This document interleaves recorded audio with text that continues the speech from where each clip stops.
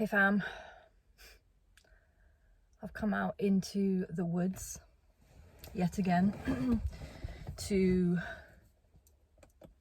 just have a quiet moment because I'm hearing, I'm feeling, there's so much energy, I don't know what's going on. I've been feeling for quite some time now this fire within my sacral, it's like in my tummy, and it's burning, and it's not like indigestion type burning. It's spiritual. It's life force energy. It's pure life force energy. But it's getting hotter and hotter. And it's literally it's warming me on the inside out, and it's like coming up my chest, and I feel like it's almost, I want to say it's consuming me. It's like consuming me, and I've been like, what is it? What's going on? And I feel like it's almost like going through another spiritual awakening or another transition, and it feels like becoming that phoenix that's rising out of our own flames. But these flames are from within me. They're within my heart and within my being, and it feels a little bit scary as well, because it feels very holy and godly and powerful. It feels powerful.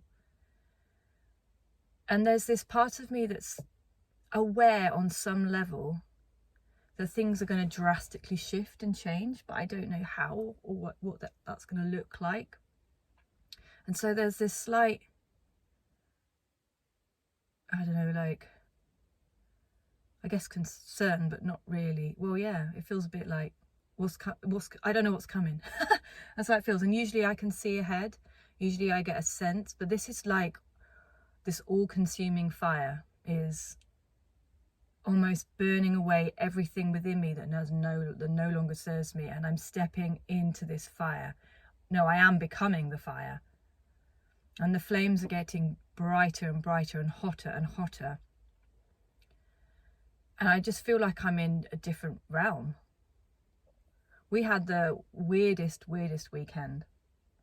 We were supposed to go to Paris, and we were going to get away for the weekend, and all the flights were booked, the itinerary was booked, we were going to go to the theatre, whatever.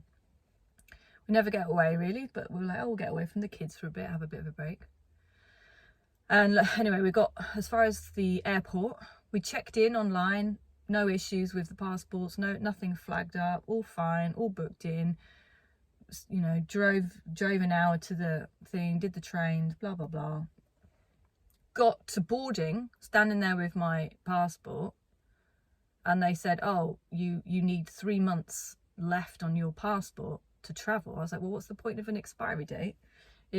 Anyway, apparently all the rules have changed. I haven't travelled and knew that the rules had changed. It makes no sense to me, and I don't know why they didn't let us know when we checked in online, that we should have flagged up. Anyway, so we couldn't go. So I was like, well, rather than us ruining the weekend, we've still got, let's just go and find a hotel. So I was looking just on booking.com. You can get like it's cheap because it's last minute. And found this really beautiful looking place and was like, that's the one, let's go there. And so we had to travel away from the airport and get more trains, and we did so much traveling, then a bus, then this, that and the other.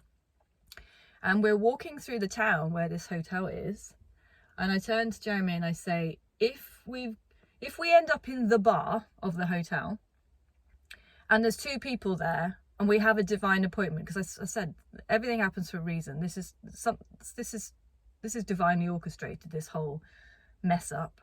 There's a reason behind it all. So we were fairly positive. Yeah, we've missed out, but it was like, well, what can we do? So we went there, and as we were walking there, we were exhausted by this point. We've been traveling all day and then had to basically come back. And I said, if we meet two people, very specific words I said, at the bar and have a divine appointment with them, I'm going to know that that was the universe, that we were sent to have this divine appointment with these people. But I will laugh and say, well, was it really that necessary that we missed out on going to Paris just so that we could speak to these people? But I was joking, half joking, like, but I just had this feeling like that there's a reason behind all this. Anyway, long and short of it, we end up at the hotel. There's so many synchronicities going on. There was things that were like, I've had visions of things and prophecies, and there were statues just like them. It was all about pillars and things that God's been speaking to me about. Anywho, we were sat in the guest room. It was like this quiet, cozy little place by the fire, and there's these two people sat behind us, and I was listening to their conversation, and I couldn't help but like, I was kind of like, you couldn't help but overhear. And they were talking all about civil courts, criminal courts, cases, language that we've been used to because we've been in and out of the court system for the last 4 years, getting custody of Julian. And it was all very familiar language. And those of you that don't know, we've been going through the court system for the last 3 or 4 years. And we have eventually got full custody of Jeremy's son. And we were listening. I was like, oh, just as they were sort of about to pack up, they were there with their laptops and they were kind of conferring. It seemed like they were in training or something.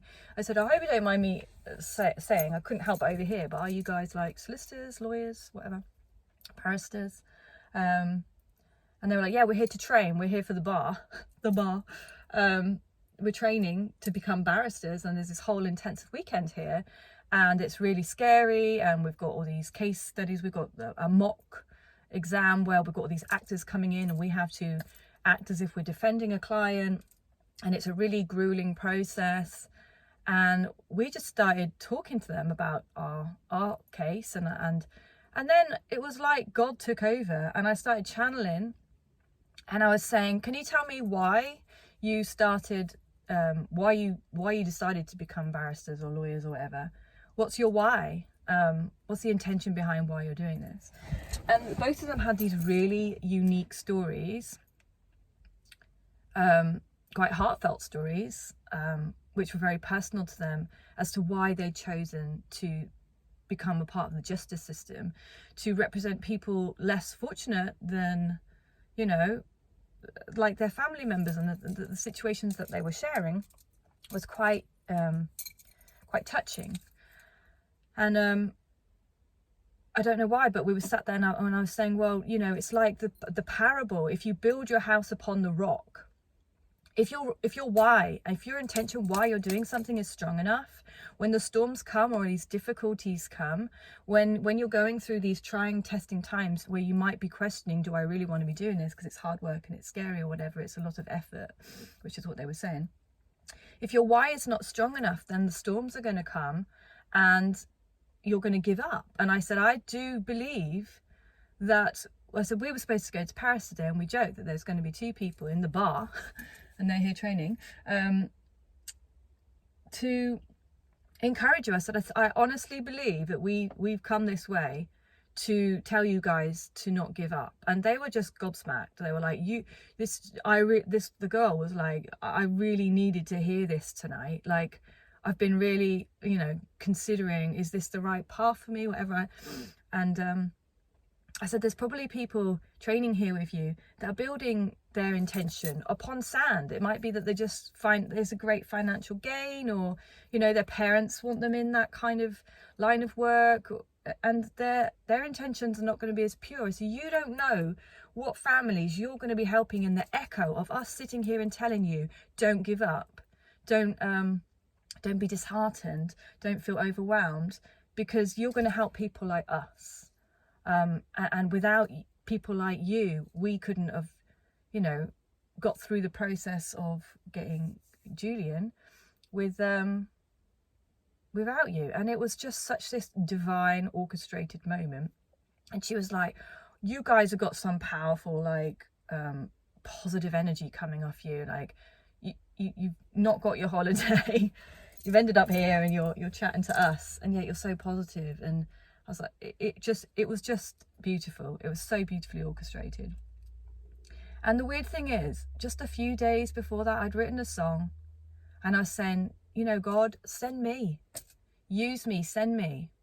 And now this feeling that I've got, this fire in my belly, is like, oh shit, what have I signed up to? Like, if I think I'm going one direction, and if I've surrendered to the plan, God's plan, the universe's plan, I've actually got this feeling, and this was part of the message that I was receiving this morning, that for some of us, we think we know where we're going. We think we know what's up ahead, but we're going to come from the side, like hit by a bus, completely put in a different direction.